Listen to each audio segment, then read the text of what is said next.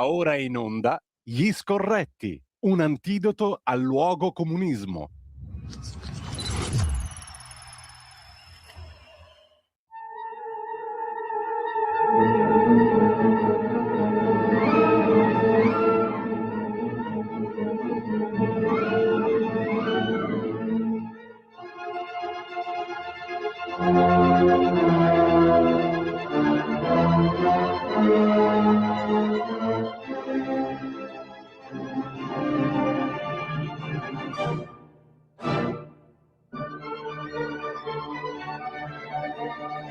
Buongiorno a tutte le ascoltatrici e a tutti gli ascoltatori da Giulio Cainarca, ben trovati all'appuntamento imperdibile, imprescindibile, irredimibile, incoercibile con Gli Scorretti, il giovedì con Carlo Cambi, che gratis et amore Dei, amor nostri, è con noi anche oggi. Carlo, grazie davvero per essere con noi. Ogni Ma volta è un regalo, ogni volta è un regalo, Gran Maestro. Cardinal Cainarca, mi viene da dire che a noi un affetto ci lega. È vero, non è negabile, questa affermazione non è affatto negabile, anzi la rinforzo e la moltiplico, perché intanto è un affetto vero, è un affetto che nasce anche dalla conoscenza professionale, che poi è diventata umana e quindi si è trasformata anche in questa trasmissione, perché il bello di quella roba qua è che io e Carlo, quando ci parliamo in privato, parliamo alla stessa maniera esattamente di come parliamo in pubblico. Questa è una cosa meravigliosa. Carlo, non voglio perdere troppo tempo, e voglio subito spremere il succo della tua rassegna stampa di oggi, perché io ho davanti ai miei occhi tante belle cose, delle quali non ho approfondito assolutamente nulla, per cui biecamente lo dico subito, ti userò proprio in maniera bieca per capire per capire cosa è successo oggi, cosa sta succedendo, perché io ormai volo proprio troppo alto, non approfondisco più niente, non studio, ho bisogno di un maestro, appunto, di un gran maestro. Però vedo un bel titolo, mi piace molto, è La rinascita della giustizia. Siamo in prima pagina sull'Ansa di stamani, l'omicidio di Pierina Paganelli, Luis da Silva assolto, è la rinascita della giustizia. Sarebbe bello crederci, vero? Sì, peccato che poi ci siano 1000 altri atti che smentiscono tutto ciò, ma cosa lasciamo perdere questo? Per esempio, mi viene da dirti che l'inchiesta sul ponte non è per la rinascita della giustizia, se proprio vogliamo essere sinceri. Ecco, Ho letto stamattina un Sorgi che mi ha fatto venire i brividi, insomma, cioè? pigliare i Gratteri come garanzia della lotta alla corruzione, al paese moderno e efficiente, mi fa venire i brividi, insomma. Stanno usando un'inchiesta sul ponte per dire che la riforma della Corte dei Conti voluta da Meloni-Salvini è una riforma che mette il bavaglio alla giustizia, eccetera, eccetera, non tenendo conto di un precevolissimo scritto di Sabino Cassese, che non è chiaramente l'ultimo dei coglioni che attraversa la strada, che dice la Corte dei Conti è un orpello spaventosamente inutile perché non è composta da gente che sa leggere un bilancio. Cioè tu diventi magistrato della Corte dei Conti senza aver mai dato un esame manco di ragioneria e si comportano come se fossero i guardiani della Pisside. Senti, ma il succo, diciamo, dell'accusa, in questo caso qual è, Carlo? Perché a me pare di capire che l'accusa ruoti intorno a un parere dato da una sezione di controllo della Corte dei Conti sull'esame di legittimità di una delibera che è quella del CIPES, cioè il Comitato Interministeriale della Programmazione Economica, con la quale è stato approvato il Allora, progetto definitivo del ponte. se io piglio un criterio contabile, quella delibera non fa un plissé, ok? E teoricamente se tu sei la Corte dei Conti, il tuo primo criterio dovrebbe essere quello contabile.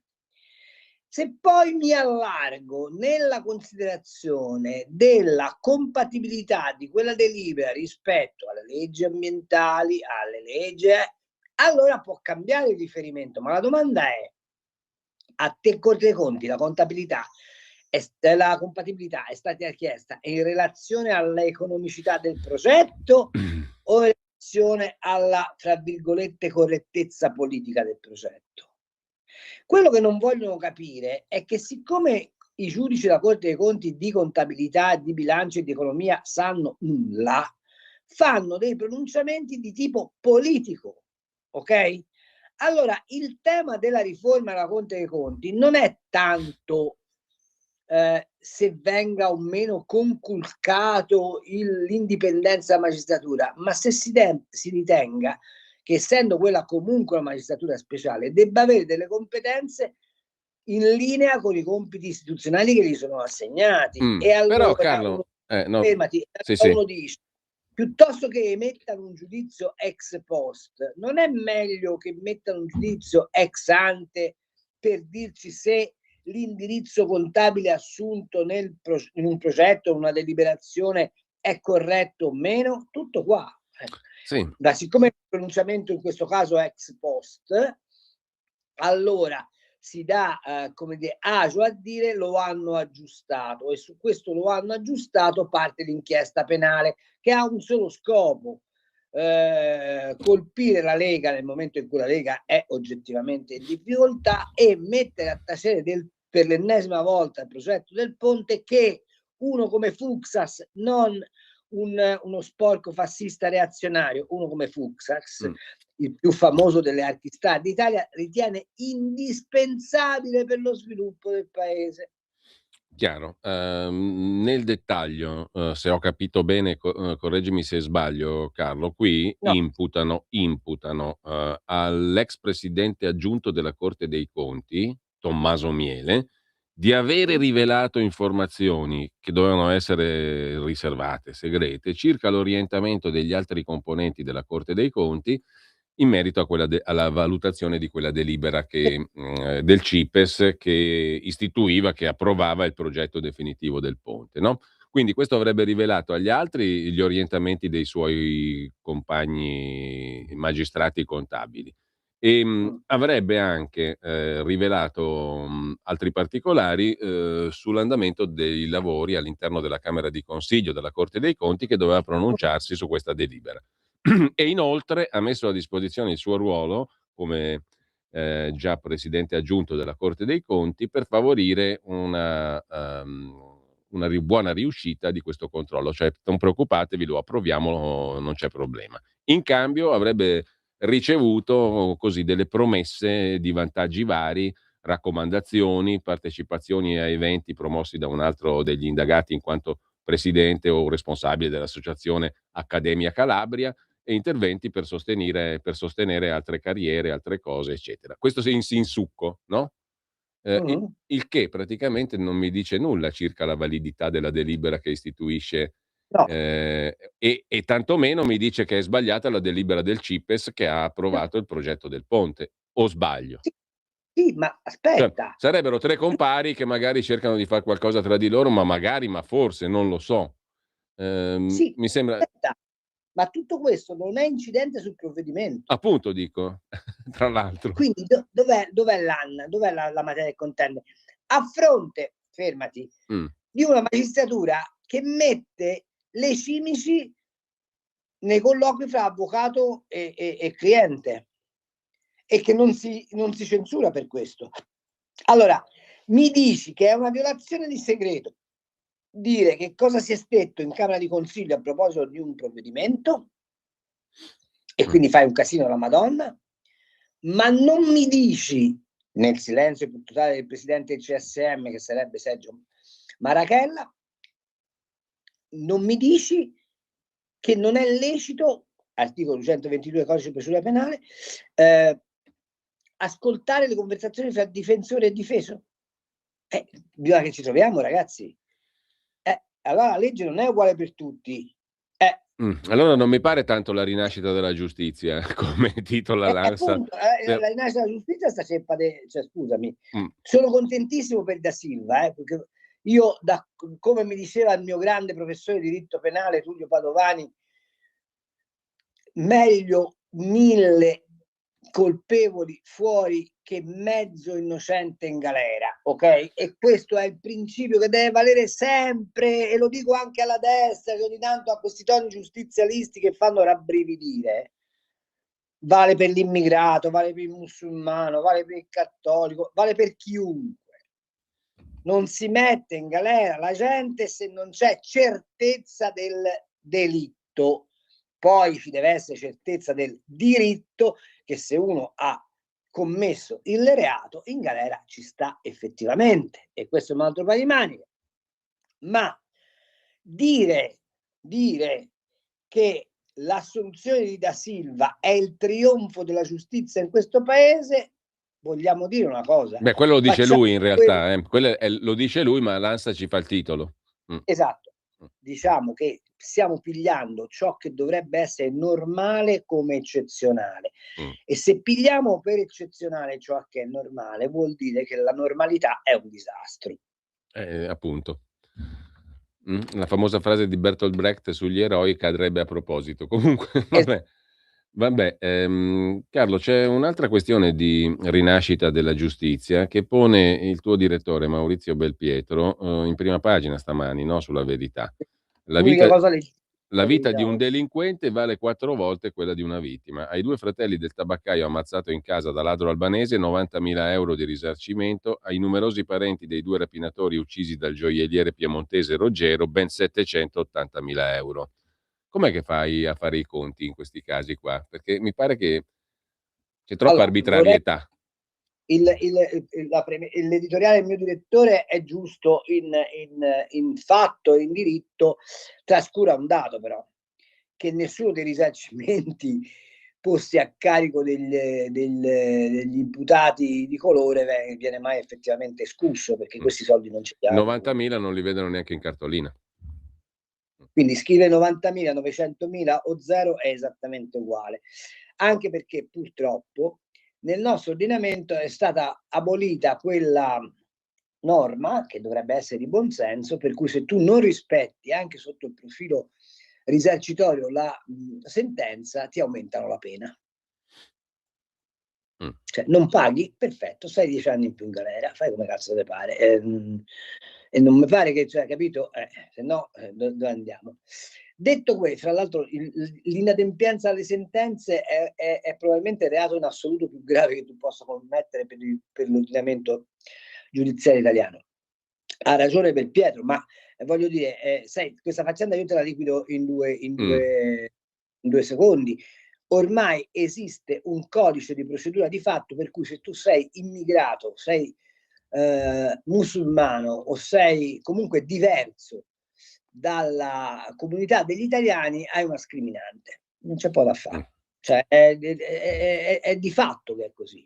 Carlo, c'è un'altra cosa che mi colpisce molto.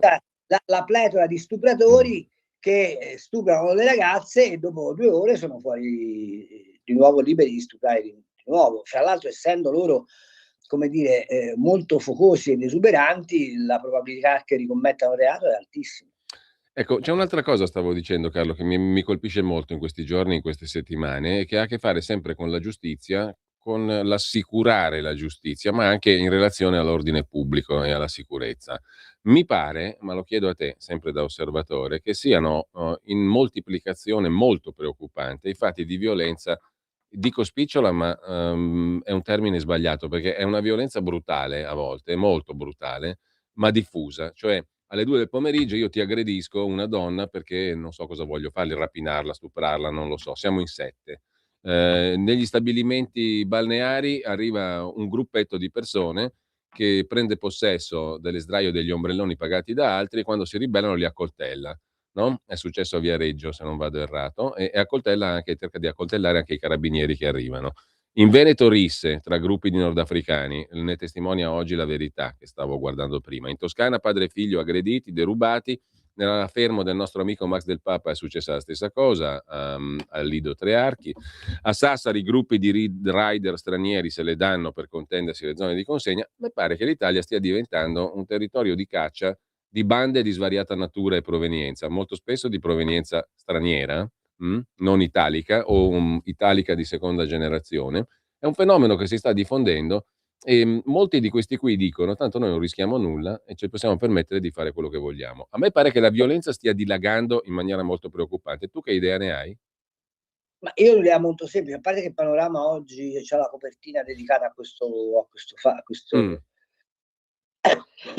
questa sequenza di eventi, ma il tema è che da una parte c'è una abitudine alla violenza indotta da una serie infinita di input che questi ragazzi ricevono, pensa ai social, ai videogame, alle canzoni stesse dei trapper che inneggiano continuamente alla violenza. Ci sono dei testi di questi che fanno inorridire. E poi c'è un'altra componente che però vedo si fa fatica a pigliare in considerazione, soprattutto fa fatica a pigliare in considerazione la magistratura giudicante, e che è il portato dell'odio verso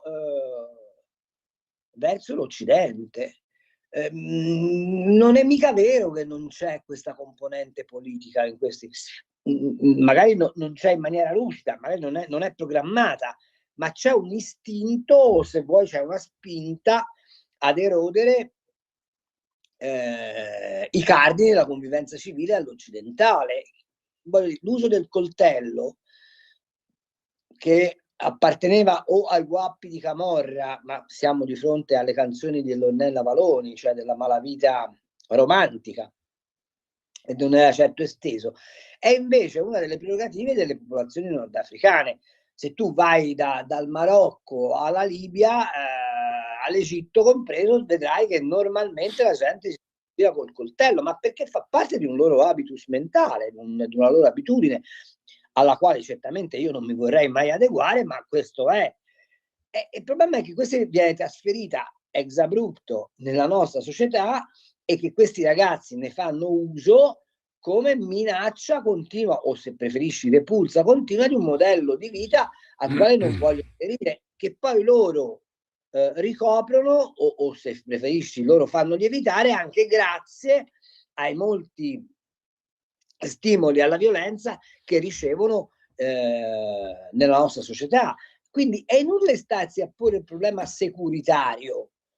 Qui c'è un problema ancora prima che securitario, c'è un problema di isolamento di queste minoranze, e c'è un problema di condizionamento verso i valori occidentali di queste persone. Cioè io faccio un ragionamento, vi sembrerà strano, ma che detto da me che sono un liberale, ma io il modello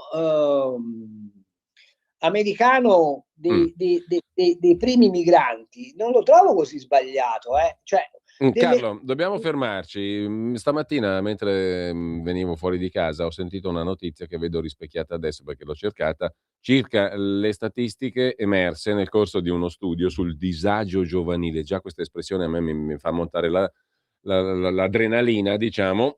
Disagio giovanile. Ma quando le mamme tiravano le ciabatte a me l'insorgere del disagio me l'hanno curato così anche a me. Comunque ci sentiamo tra poco perché non faccio in tempo, sono già le 10:01. Piccola pausa, poi riparto da qui perché c'è un numeretto così che ci conforterà nella nostra discussione. Vai. Stai ascoltando Radio Libertà, la tua voce libera, senza filtri né censura. La tua radio.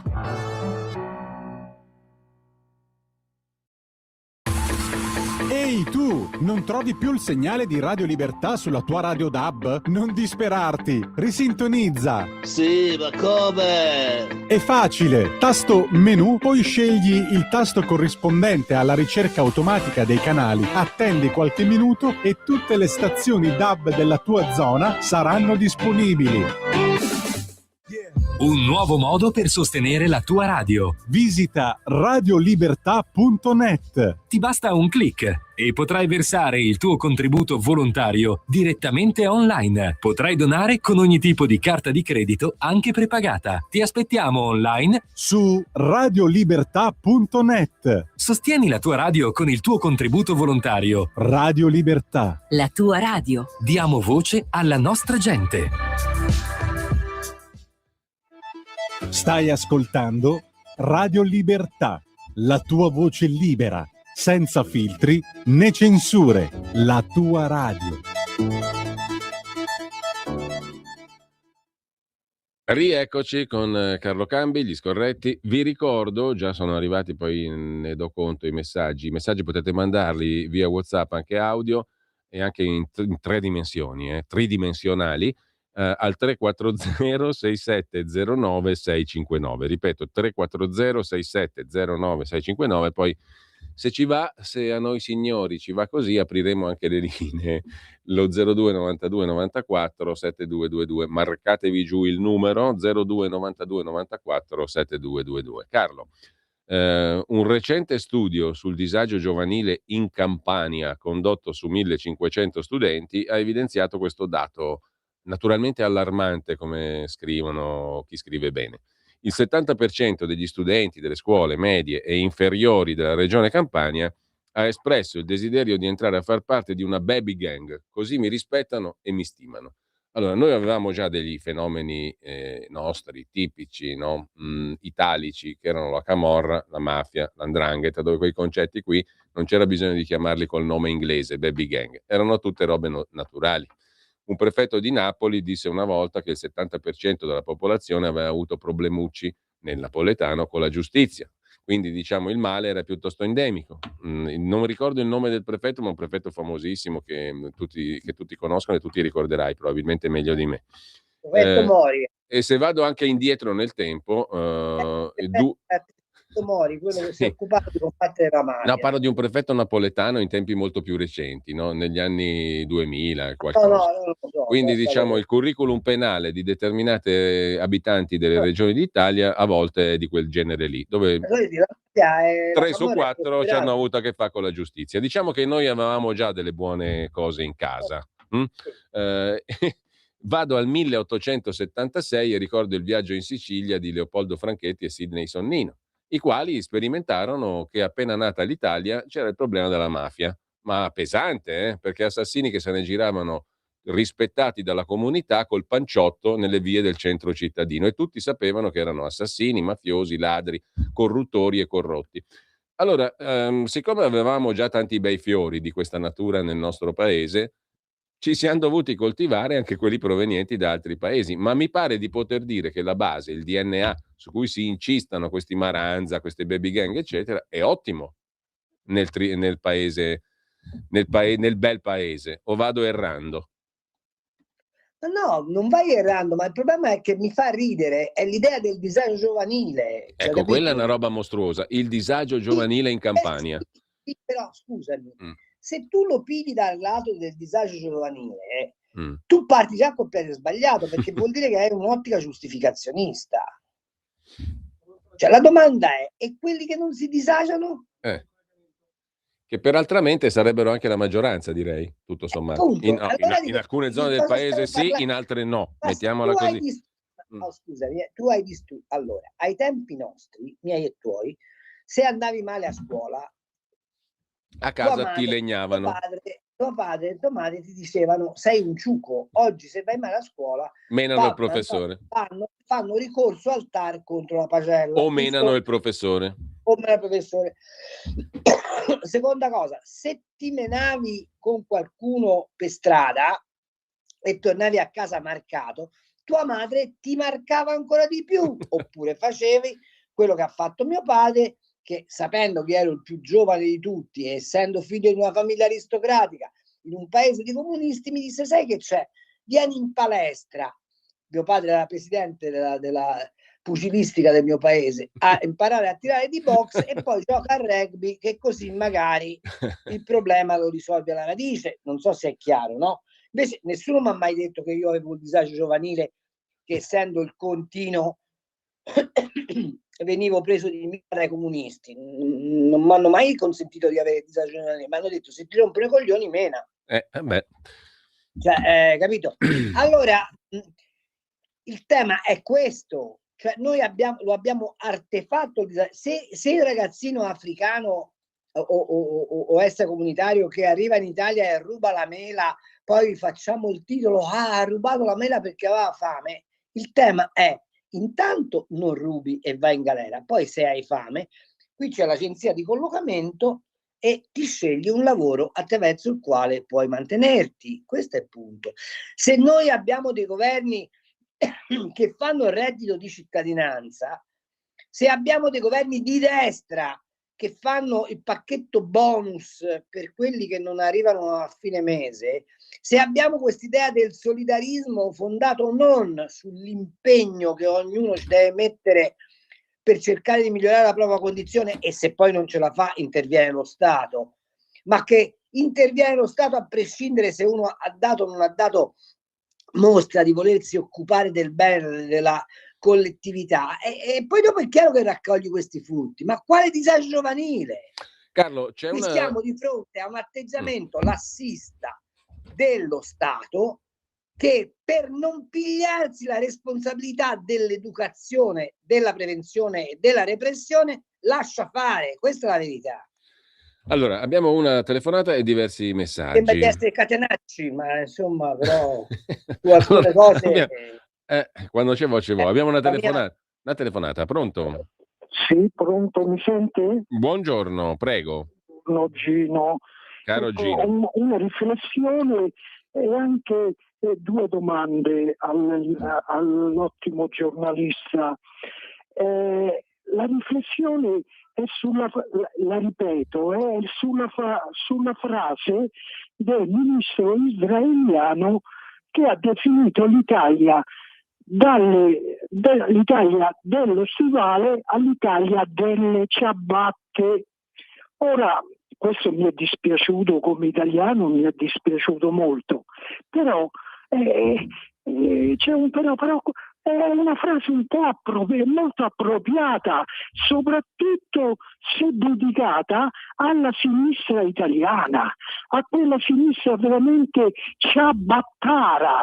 È una frase molto molto appropriata e mi è anche simpatica come frase, e mi è anche molto simpatica.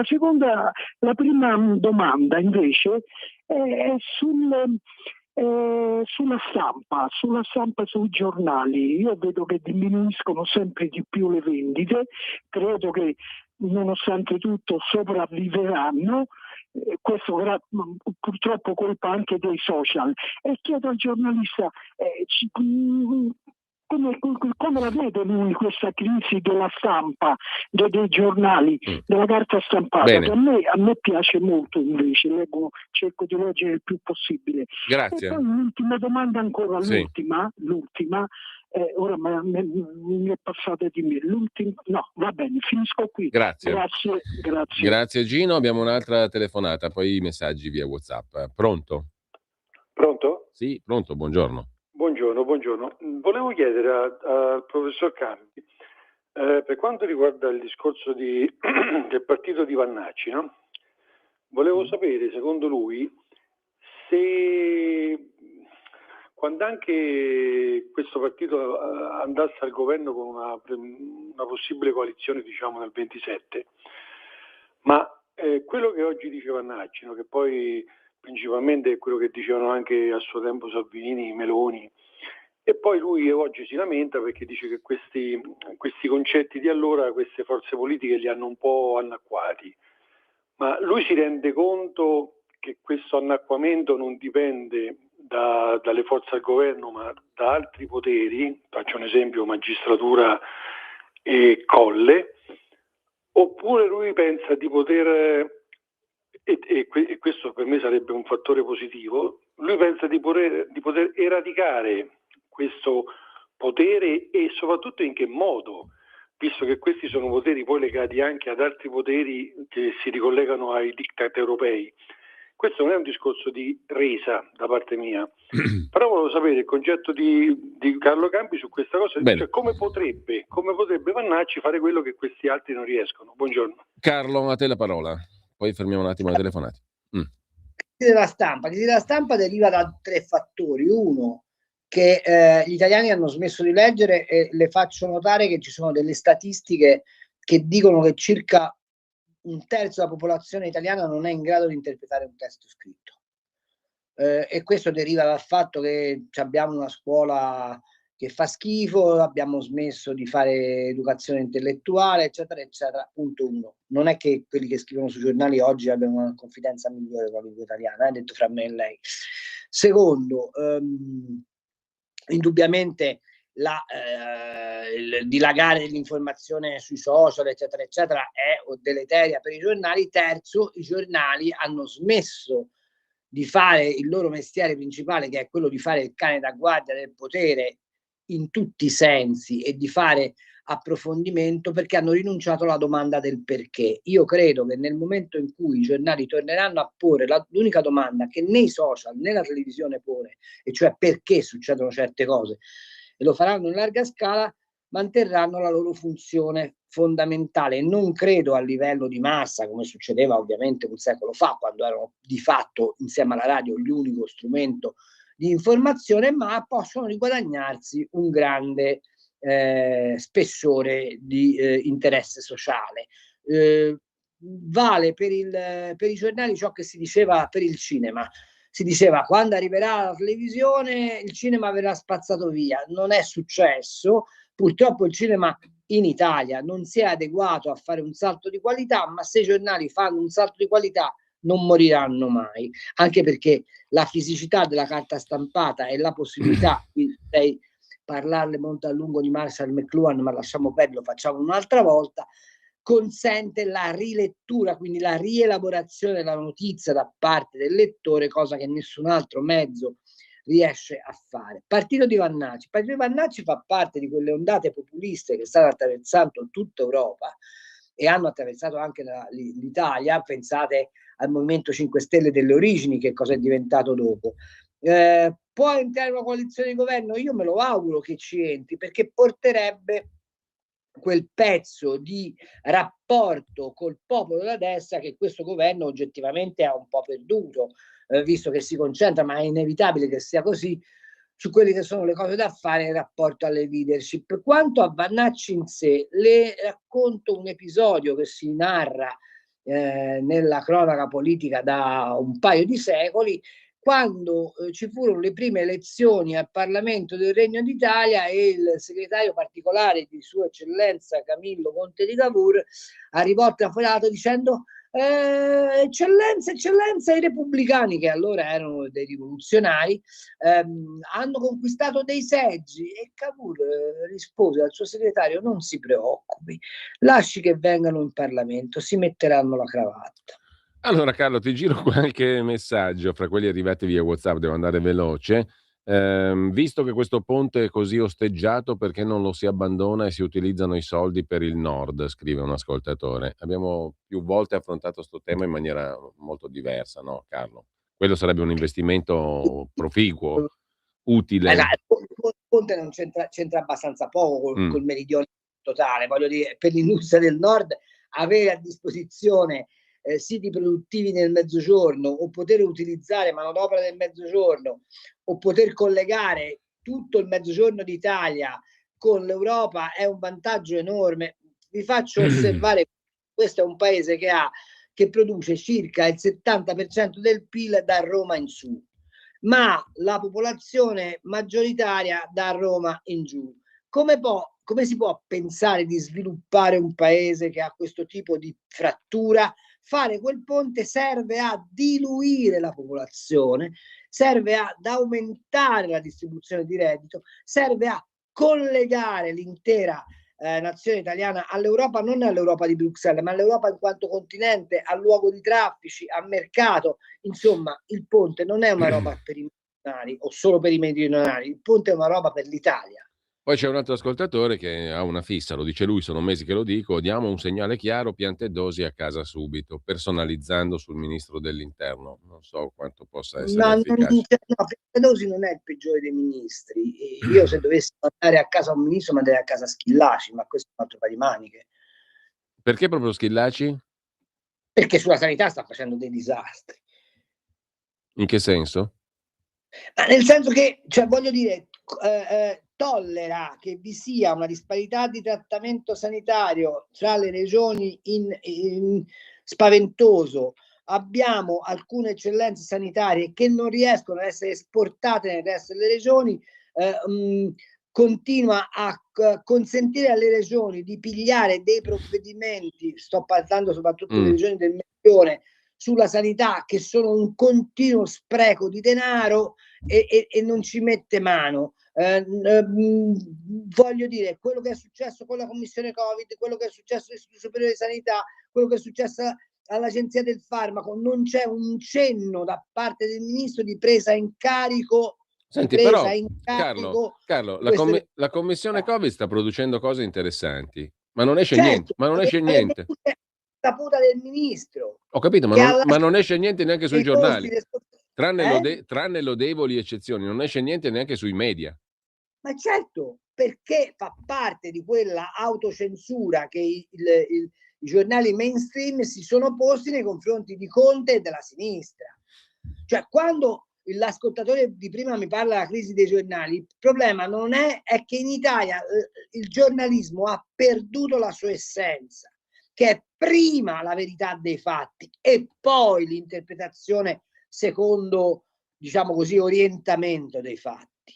Quando io vi dico hanno smesso di fare la domanda del perché, la domanda è: caro Conte, perché lei ha destinato €500.000 di euro a pagamento di parcelle durante il Covid?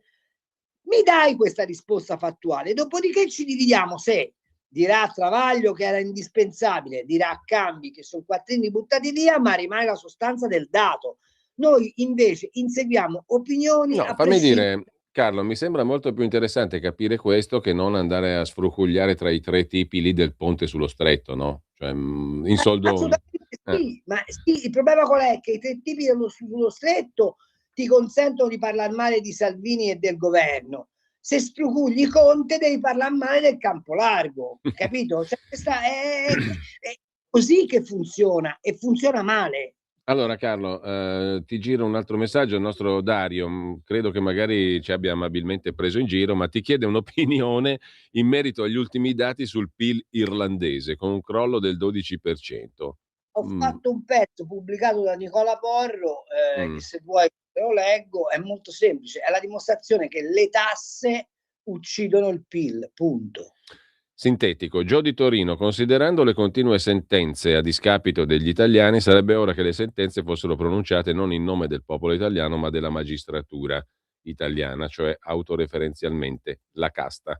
Purtroppo, scrive Angelo da Venezia, i fenomeni di criminalità sono uno dei tanti tasselli di un progetto più vasto, dall'isolamento Covid alla perdita del libero arbitrio, passando per l'inquinamento dei cibi, alla vita conformistica privata del nostro potenziale creativo, scrive Angelo da Venezia, che ha messo su una bella serie di argomentoni. E ancora abbiamo un audiomessaggio di 8 secondi, non so cosa sia, lo sentiamo insieme. Signor Carlo Cambi, ma l'Iran non aveva finito i missili? Non mi pare che abbia finito i missili. Bene. Si li ha finiti, se però la Cina e la Corea continuano a darglieli. E li recupera. Il disagio giovanile, scrive un altro ascoltatore, è alimentato non solo dai modelli di compagni stranieri col coltello, ma anche da programmi come Gomorra, Mare Fuori, che creano il fascino del rispetto della violenza. Scrive costui, mentre la camorra, osserva un altro ascoltatore, non tocca però le donne, osserva Riccardo. Ciao direttore. Cambi. Una telefonata, mi dicono, ma c'è anche un doppio messaggio che poi ascoltiamo dopo la telefonata. Pronto? Sì, pronto, buongiorno. Buongiorno. Buongiorno Cambi. Volevo tornare indietro un attimo ai delinquenti stranieri, riferendomi a un fatto che è di attualità adesso, di un personaggio dichiaratosi lui stesso spacciatore.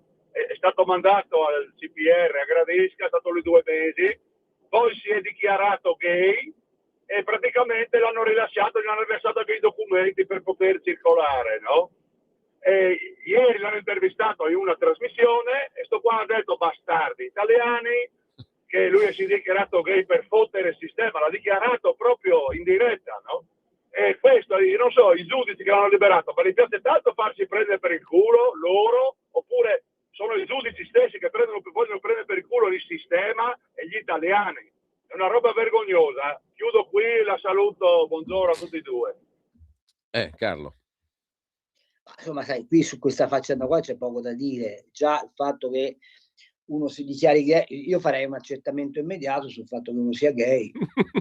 Non oso immaginare come, ma comunque abbiamo... Dai, detto questo, no, è una battuta. Certo.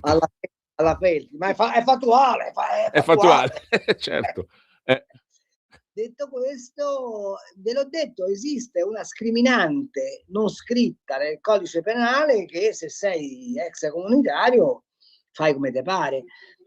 Però scusatemi, anche lì ora voi direte che sono il solito disfattista, la colpa è un po' del centrodestra, ok? Perché se invece di fare tanti proclami mettesse mano a leggi ordinarie che cambiano alcuni articoli del codice penale e del codice di procedura penale, il problema sarebbe già risolto. Poi voglio vedere qual è il magistrato che se gli cambi il codice non lo applica, perché se non lo applica va fuori di balla. Allora, abbiamo una quaterna di messaggi. Scusami, prego. Sì, è tutto vero, ma qui c'è un problema di rifondazione della civiltà occidentale e una ripresa della funzione educativa della scuola. Capito? Se poi leggi quello che mi racconta Mario Giordano stamani sul giornale, che si fanno i festini transessuali per i bambini delle elementari perché bisogna che nascano con un'ampia veduta sul mondo, e allora dove andiamo a finire? Allora, Carlo, però scusa, c'è una notizia che io ho dato oggi sulla Verità di cui nessuno parla, e cioè che Forza Italia ha fatto gli emendamenti sulla fine vita dicendo che vabbè sì, i medici degli ospedali possono ammazzare la gente purché non lo facciano nell'orario di servizio in corsia, ma lo possono fare usando i materiali dell'ospedale. Cioè qui siamo in un paese dove anche alcune forze di centrodestra, per obbedire a Marina Berlusconi, che ha chiaramente dichiarato che su LGBT, fine vita, aborto, eccetera, eccetera, si trova più d'accordo con la sinistra, minano i fondamenti di un programma di centrodestra. Sarà anche il caso che la piantiamo lì di fare sta roba. Quanto prima all'ascoltatore che diceva che Israele ci ha detto che siamo passati dal paese dello stivale al paese delle ciabatte, premesso che con le calzature l'Italia fa un pezzo notevole di PIL, chiuso a parentesi. Abbiamo un ministro degli esteri come Tajani che sembra allineato sulle posizioni pro-PAL, forse un problemino di manutenzione dei fondamenti, chiamiamoli cultural, politico, sociologici del centrodestra non sarebbe male. Poi meravigliarsi che Vannacci sfonda fa un po' ridere, diciamoci la verità. Allora, sulla fine vita, pagina 9 della Verità, è l'articolo di Carlo Cambi stamani, che documenta quello che ha detto poco fa. Intanto c'è una telefonata, poi svariati messaggi, poi c'ho una curiosità, vediamo se lo conosci il personaggio che mi ha intrigato a me. Abbiamo un'altra telefonata, pronto? Ciao, sono Marco da Mantova. Buongiorno Marco. Un grande abbraccio a Cambi, che io stimo tantissimo, perché per me è un grande giornalista e meriterebbe molto più spazio. Come diceva Dan Peterson, per me numero 1. Esatto. Allora, Sammy Varin nella rassegna stampa, verso la fine della rassegna stampa, ha raccontato che in Francia un'associazione che si occupa di promuovere i prodotti francesi nelle sagre è stata attaccata dall'imam della moschea di Parigi e dalla sinistra francese. In Germania, con i soldi del Ministero della Famiglia, a Berlino sorge un bar che espressamente vieta l'ingresso ai bianchi. Il problema non sono gli stranieri, il problema siamo noi occidentali, che stiamo rinunciando alla nostra identità. Ma come pensiamo di riuscire ad integrare delle persone che sono cresciute con dei valori, dei costumi, una cultura completamente opposta alla nostra, come ad esempio quella islamica, che essendo fondata sul Corano, che è un libro sacro, non può nemmeno, se volesse, modificare la propria impostazione. Hanno assolutamente canoni opposti ai nostri sulla gestione della famiglia, sulla gestione tra uomo e donna e sulla gestione della comunità. Questi non li integreremo mai. I primi forse sì, quelli che arrivavano negli anni 70. Quelli che arrivano oggi ormai no, perché vengono già indottrinati da piccoli e non vengono qua per cercare di integrarsi, ma vengono qua per conquistarsi. Ultima cosa riguardo ai giovani. Io ho vissuto la mia infanzia fino agli 11 anni a Cusano Milanino. Sì. E mi ricordo paese del Trapattoni. Ecco, Cusano Milanino e Padano Dugnano, io ero sul confine, sono i paesi dove io ho fatto le elementari e la prima media. E c'era già quello che viene chiamato il disagio giovanile, perché c'erano i figli dei meridionali, che allora erano belli truzzi, che non ci mettevano molto a metterti le mani addosso, forse proprio per un discorso di invidia verso quelli che avevano, e c'erano nelle classi naturalmente i figli dei signori, dei padroni, dei commercialisti, degli industriali, eccetera, e c'erano i figli della plebaglia. Ora naturalmente quella grinta, quella garra ce l'hanno i figli dei meridionali, degli stranieri, e si unisce a tutto il resto. Ciao, Grazie Marco. Se hai un sintetico commento da fare, Carlo, perché poi abbiamo un po' di messaggi. Il commento è molto semplice. Io solo per il modello Ellis Island, arrivi in Italia, sì, stai 6 mesi chiuso in un posto, impari italiano, prendi cognizione del codice penale e codice civile, giuri fedeltà alla Repubblica e poi entri nel paese. Allora, punto. prima della pausa delle 10:30, da noi amatissima e Lo amiamo. concupita, esatto, abbiamo un audio messaggio in 2 parti. Le ascoltiamo. Buongiorno. Sarà un messaggio un po' confuso, ma fatto con il cuore. Allora, io vi ho tradito per un anno e mezzo, perché ho rinunciato all'abbonamento per motivi, non mi andava più la nuova programmazione. Adesso invece, dopo che per un anno mi sono fatta il lavaggio del cervello su Radio 24, niente. È tornata Ho deciso l'ovile. di ritornare, perché quando sento le vostre trasmissioni Così mi si si fa. allarga il cuore. Così si fa.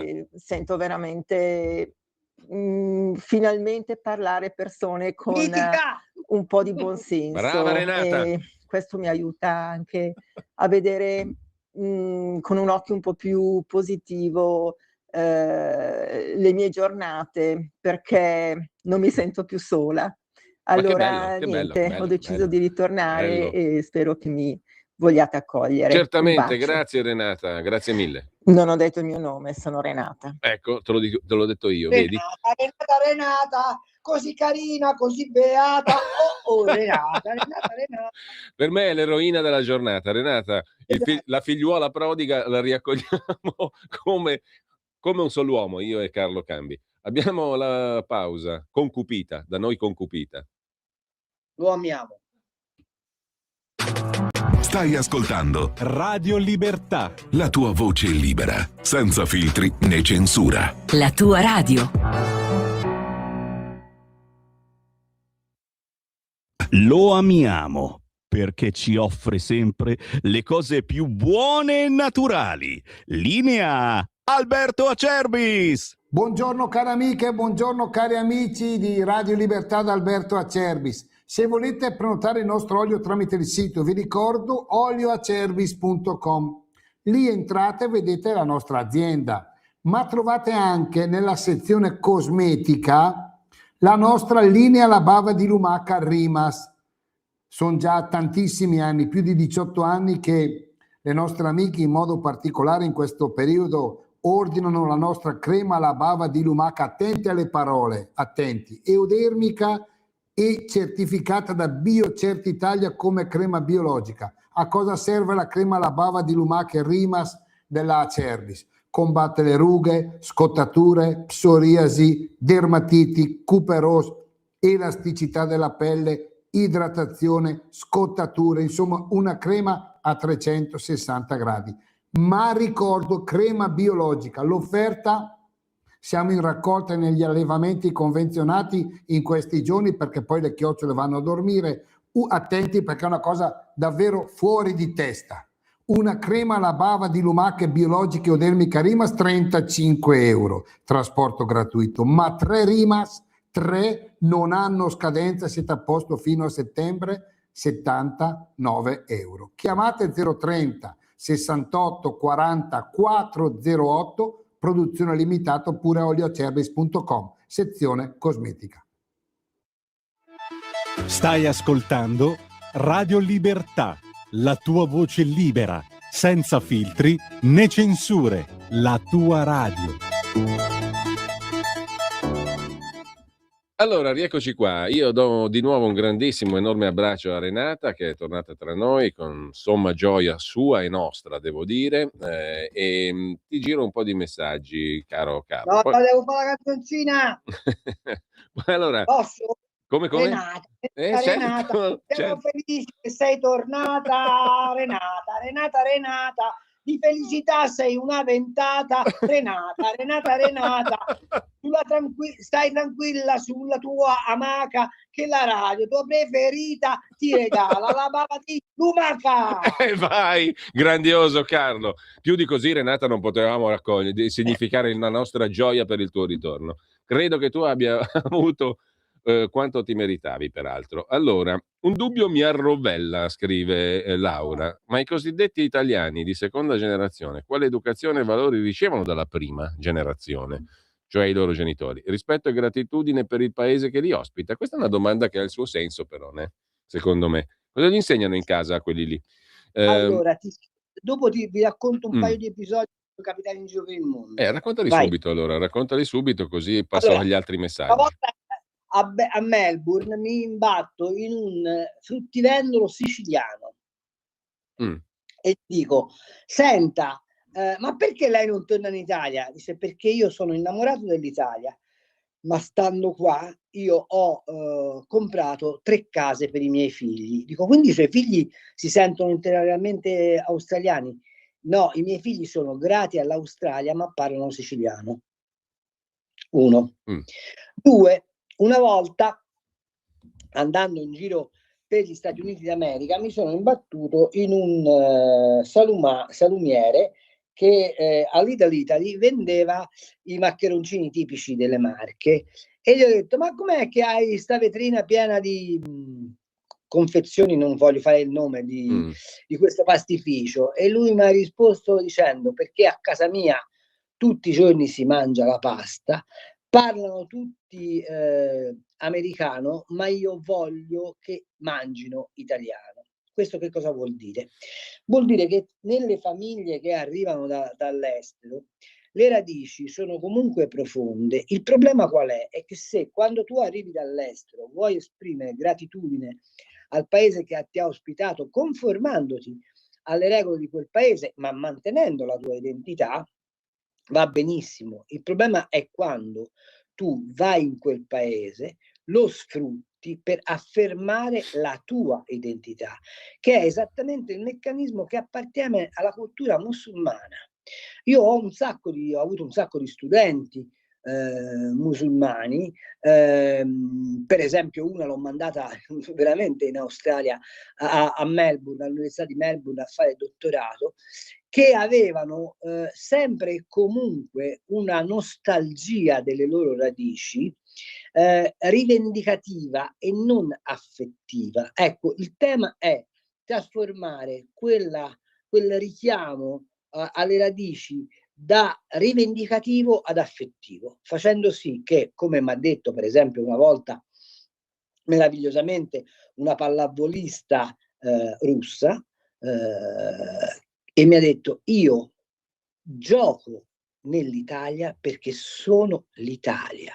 Quando poi mamma mi fa i blini, sono molto contenta perché ricordo i sapori dell'infanzia, ma la mia militanza è per l'Italia. Io le stesse parole da molte atlete di seconda generazione non le ho sentite pronunciare, quindi il tema non è tanto di queste famiglie che ovviamente mantengono le loro radici, quanto della nostra capacità di italiani, con l'educazione, con le strutture, con la nostra presenza dello Stato, di dimostrare che la nostra accoglienza è fatta su principi inderogabili. Guarda, è anche vero però il discorso delle famiglie, perché quando tu senti certe prese di posizione o certi discorsi da bambini di 6 anni, 7, 5, delle elementari, allora quelli lì sono lo specchio della famiglia, non c'è dubbio. Certo, ma tu devi avere la forza di dire che è sbagliato.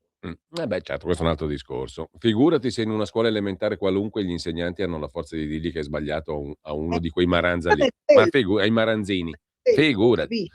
Comunque, A me mi ha detto, io sono felice di stare in Australia, perché in Italia non avrei mai comprato le case per i miei figli, ma mi sento ancora italiano. E i miei figli sono integrati perfettamente, sono australiani, ma quando hanno nostalgia dell'Italia io gliela offro nostalgia dell'Italia, ma la società australiana li ha, come dire, indotti ad essere australiani. È come la pallavolista russa, che dice io non rinuncio alla mia russità, ma la mia esistenza è italiana.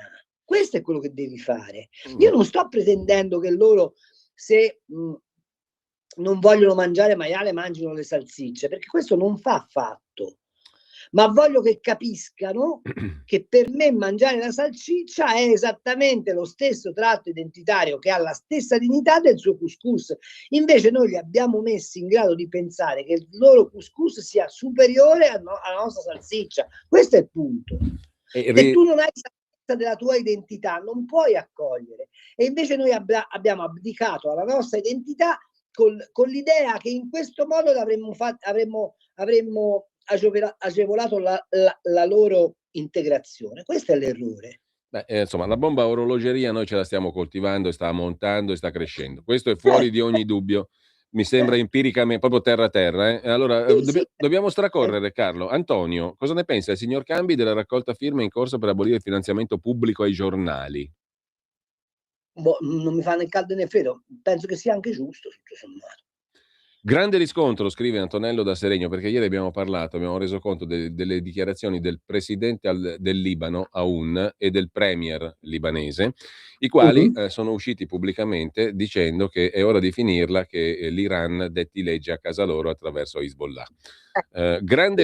Antonello fa questa annotazione: grande riscontro ieri sui media italiani per la presa di posizione del presidente e del premier del Libano, vero? Noi abbiamo un ministro degli esteri che è anti-israeliano, ma che cosa volete? Dai, bene. dai, un governo di centrodestra. Luca, un saluto al grande Carlo, 2 ore di voi, ventata di aria fresca.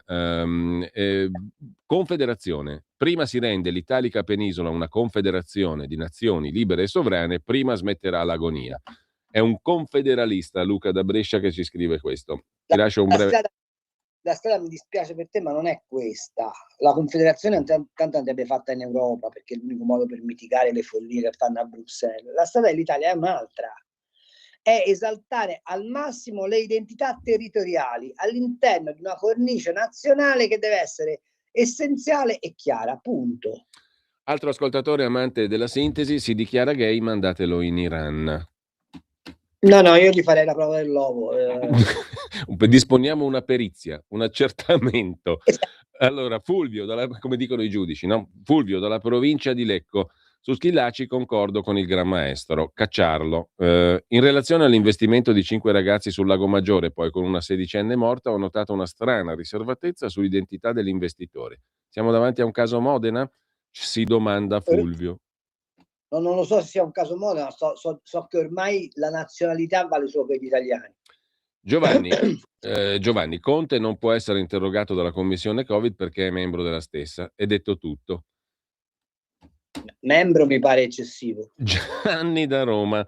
Se il Parlamento con grandissimi applausi e laudi mediatiche approva la riforma Cartabia che depenalizza grandi fette di reati che rientrano tutti nel cosiddetto fenomeno della microcriminalità, non possiamo cascare dal pero oggi dicendo che c'è un preoccupante aumento di reati da microcriminalità per colpa del disagio giovanile. Scrive Gianni da Roma. Che ne pensi, Carlo? Cartabia? È un po' un plissé, poi peraltro si scrive si legge Cartabia, ma si scrive Mattarella comunque. Claudio da Albairate, l'islamizzazione in atto da decenni la tocchiamo uscendo di casa. Evidentemente parlarne è servita a nulla. Troppi collaborazionisti, Papa compreso, agevolano il progetto islamico.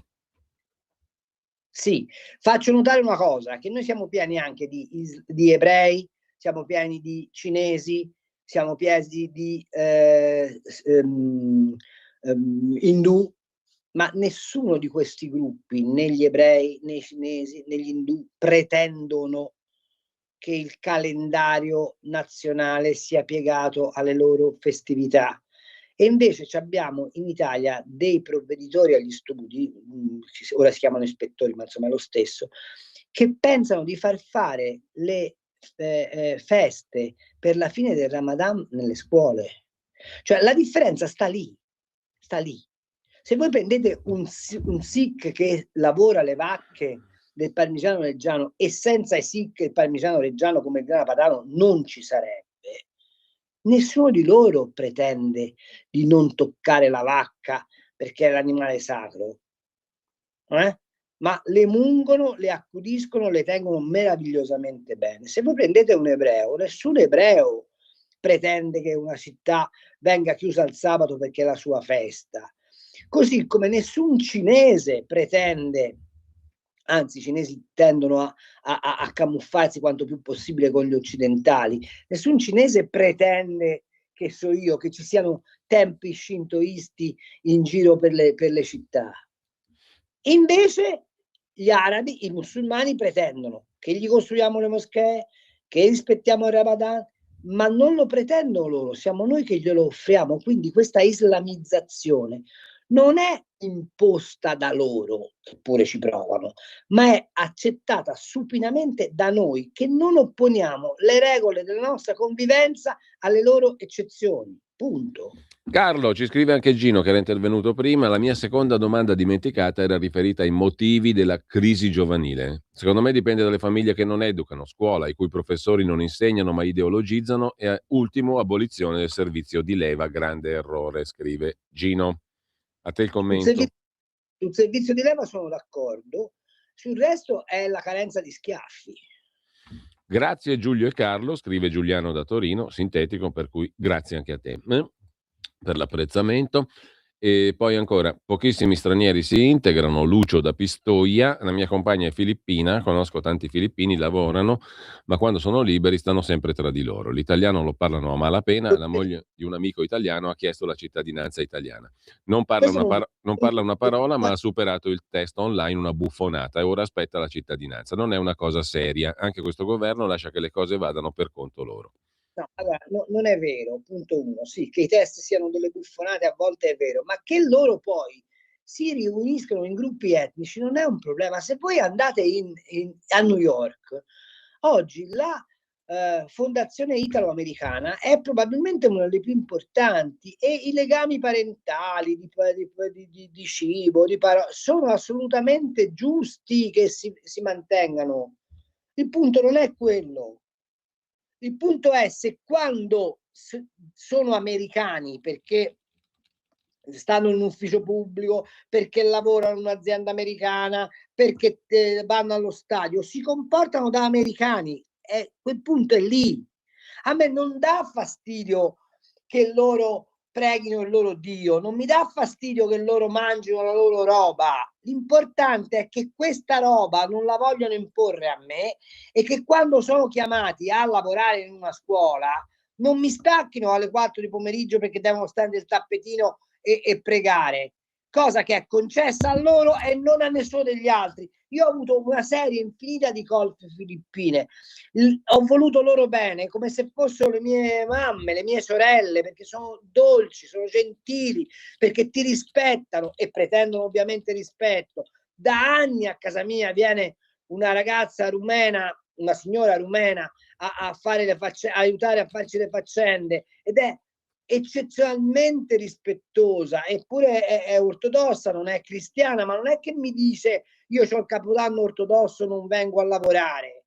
Viene a lavorare, poi quando ha finito di lavorare fa il suo capodanno. Il tema è quello, è stare con la propria identità dentro l'identità del paese che ti ospita e rispettarla conformandosi. Carlo, abbiamo un messaggio di 2 minuti, un po' lungo, ma vediamo di velocizzarlo. Eccolo qua. Buongiorno, sono Fabrizio di Sabbia Chiese, sempre io che intervengo e spero di non tediare nessuno e spero di essere utile. Allora, noi, come avete fatto presente, viviamo in un clima di incertezza totale, di paura, no?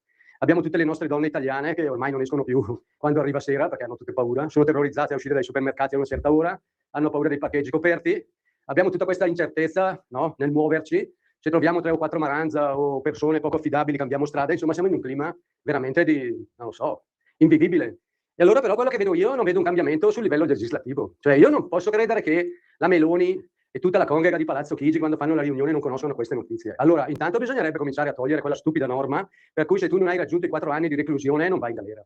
Penso che sia l'unico paese al mondo che ha una norma del genere. E poi ci sono questi affidamenti ai servizi sociali, questi affidamenti in prova, poi ci sono i DASPO, che io non ho mai capito cosa possa servire il DASPO a un italiano di seconda generazione. Cioè, io non lo so, ma qui la destra si sta portando avanti per le elezioni del prossimo anno verso un disastro totale. C'è un clima di sfiducia per queste cose, dove secondo me basterebbero alcuni provvedimenti seri, semplici, drastici, per cui se tu vieni trovato con un coltello ti becchi 15 anni di galera, non me ne frega niente, non hai nessuna scusa, non devi essere dato ai servizi sociali, vai in galera. Se tu pesti una persona e gli fai del male e gli fai, non so, 20 giorni di ricovero, ti becchi 15 anni di galera, come si fa nei paesi seri. Invece qui c'è tutto questo, lasciare andare, speriamo, integriamoli, vogliamogli bene, e per me è un suicidio collettivo. Allora, il nostro amico Fabrizio lo mette, Carlo, sulla questione normativa, però mi pare che tanti decreti di sicurezza sono stati fatti, tanti ritocchi al codice penale sono stati fatti. Cosa dobbiamo assumere? Un codice penale draconiano, terribile, terrificante? Ti spiego io cosa bisogna fare. Bisogna pigliare i PNRR e fare 100.000 posti in nuovi carceri, punto. E forse empiricamente parlando non è sbagliata la cosa. Carlo, volevo chiederti una cosa, ma a proposito, l'hai citato prima in un paio di occasioni, ma tu lo conosci Ahmad al-Tijani? No, non ho il piacere. Allora, dovrebbe essere l'antenato di Tajani, perché lo ha citato lui. No, guarda, questa è la puttanata che ha detto lui. No, nel famoso discorso, ma l'ha detto lui. Si Lo so, nel chiamava famoso- Al-Tijani. Tajani viene da un paese dell'Abruzzo, che è Tajani. No, viene dall'Algeria perché era un profeta molto conosciuto e vissuto tra il 1735 e il 1815. Suo padre era Muhammad al-Mukhtar ibn Ahmad ibn Hamad ibn Salim, che si chiama così, non c'è da ridere, che secondo le fonti di Tijani era un uomo di cultura. Sua madre era una donna nera che apparteneva agli originari Tijani di Ain Madi e si chiamava Aisha. Da qui è derivato Tajani. Non è che sto dicendo io, l'ha detto lui, l'ha detto il ministro degli esteri.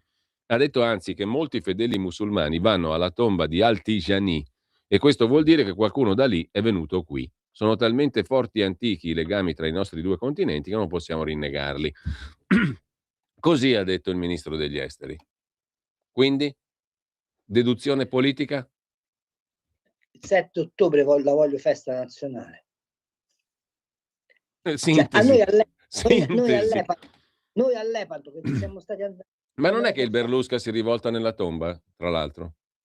Sì, secondo me qui c'è un progetto molto più sofisticato che nasce dalla... ora posso fare un po' di dietrologia? Ti rubo un minuto e mezzo. Prego.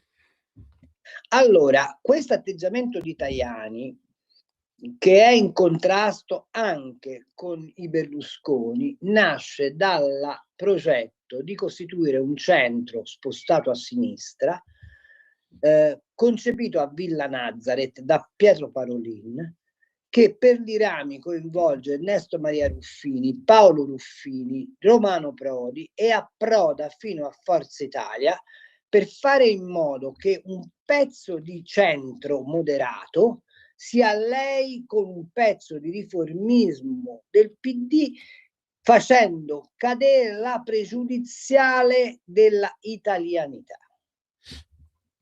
Perché il progetto politico è questo. Quindi Tajani sta con Conte.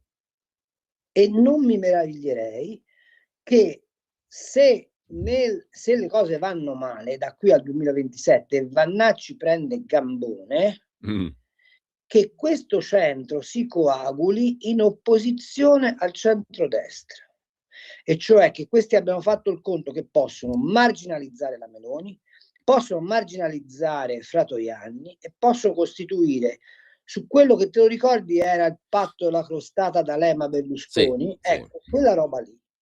Io di questo sono convinto. Quindi Marina c'è sta. Quindi Marina c'è sta, certo che c'è sta. E promuove tutto ciò, anzi. Promuove non lo so, ci sta, ma è la visione del PPE questa.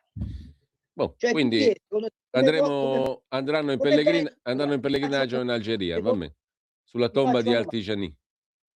Ti faccio una domanda, secondo te come pensano in Germania di sterilizzare AfD? Sì, c'è una manovra analoga, certo, sì, è vero. Allora Carlo, vedremo. Intanto mi viene da farti una domanda, ma se l'hai appena citato uno di costoro, D'Alema. D'Alema che parlava con Fassino, che parlava con La Torre, che facevano la scalata alla banca. Abbiamo una banca. Ora ce l'hanno davvero. Lo possono dire oggi su Montepaschi? Assolutamente, e la cosa meravigliosa è che i giornali di centrodestra non si sono accorti di una cosa molto straordinariamente evidente, e cioè che quindi la finanza... Unipol adesso si è magnata a Montepaschi. Ci abbiamo e come la banca? Certo. Il bello è che Unipol se l'è magnata gratis, perché i soldi ti dà fuori intesa. Non è male.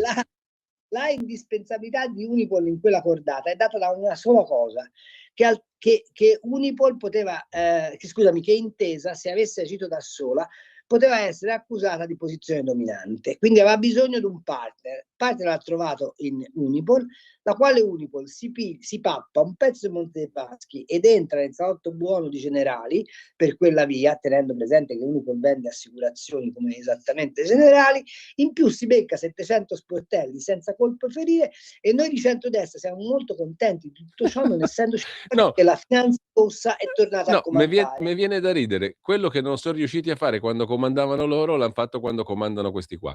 Esatto, e il bello è che i giornali di centrodestra non lo scrivono. È interessante, Cioè, però. Non lo scrivono. È interessante, ma questo va sempre... È il mercato. Ma questo secondo te va sempre nella direzione di Artigiani, di cui sopra, o affini? No. Questo è questo è proprio incapacità pura, cioè non è che... No, perché non è male come operazione. Oltretutto è passata sotto un silenzione magnifico. Sta dicendo che i giornali di centrodestra non se ne sono accorti. Ma io sono convinto che se oggi mando a non Belpietro, l'hanno visti arrivare. Sì, se io oggi mando un pezzo a Belpietro dicendo allora, la storia del Monte dei Paschi è questa: hanno comandato i comunisti finché hanno voluto, l'hanno portata al disastro, il contribuente italiano ci ha messo sui soldi, abbiamo salvato il Monte dei Paschi con i soldi del contribuente italiano, il risultato è che il Monte dei Paschi torna ai rossi. Senti Carlo, siccome abbiamo pochi minuti, io distillo un po' di cose diverse, ringrazio gli ascoltatori e le ascoltatrici in anticipo, leggo i messaggi se sono arrivati nel frattempo al 340-6709-659, ma volevo anche chiederti se trovi giusto che il figlio del mitico proprietario dell'Harris Bar, Cipriani, nonché compagno della nota Minetti, chieda 250 milioni di euro a Marco Travaglio. Pochi.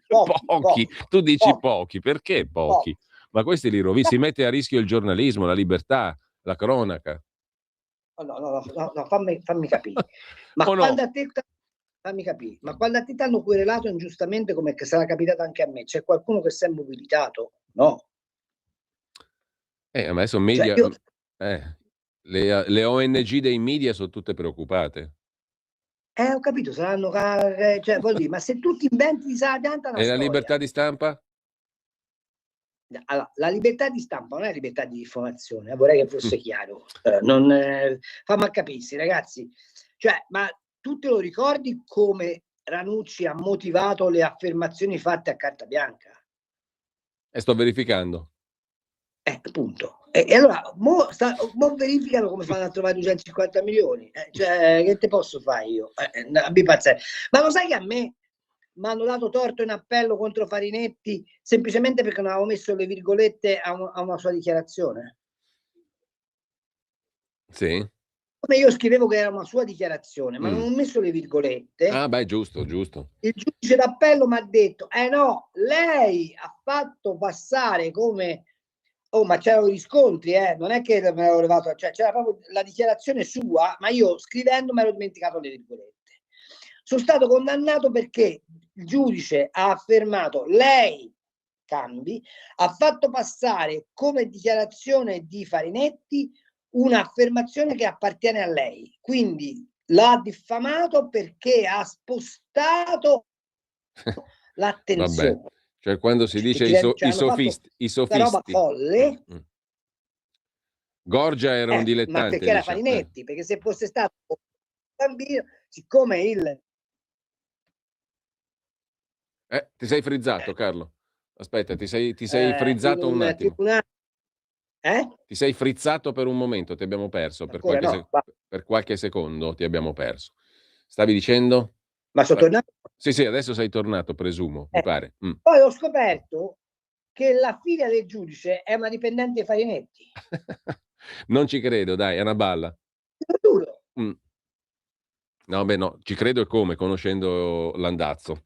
A proposito di Però a me nessuno mi ha detto che i soldi che ho dovuto dare a Farinetti erano estorti contro la libertà di stampa. E allora? A proposito però di libertà di stampa, avrei visto oggi in prima pagina il giornale, no, che ne racconta un'altra di storiella relativa, cioè Giuseppe Conte ha detto: da oggi vi querelo tutti, vi ammazzo di quereli, a quelli del giornale, perché stanno raccontando la questione del giro di milioni proprio sulla questione dell'emergenza Covid, no? Il lavoro della commissione di inchiesta Covid. Questa roba qui invece è normale, un ex premier che dice al giornale mo ammazzo di querele. No, l'ex premier che ha dichiarato il falso, cioè lui ha dichiarato che questo De Donna non lo conosce. Ci sono verbali d'udienza in cui De Donna si presenta in sostituzione dell'avvocato No, ma tra l'altro io ho visto anche la deposizione di un'avvocata che lavora con Di Donna, la quale dice in maniera arrogante davanti ai commissari ai parlamentari della commissione di inchiesta: no, sono fatti miei, e poi noi abbiamo fatto tutto con Conte e con Arcuri. Esatto. Quindi ha smentito pure Conte. Sì. Ma Però cioè, non so se è chiaro in quale paese viviamo. Poi ti meravigli che il Maranza fa come gli pare. Beh, sì, certo. Allora Carlo, siamo arrivati alla conclusione. Io vorrei mandare un bellissimo brano. La cosa di oggi, il Consiglio federale della Lega. Ah già, cosa ti attendi dal Consiglio federale di oggi, Carlo? Nulla. Bene, quindi siamo, come dicono gli inglesi, però ascolta, no news, good news. Good news. Ma non mi hai messo Catenacci?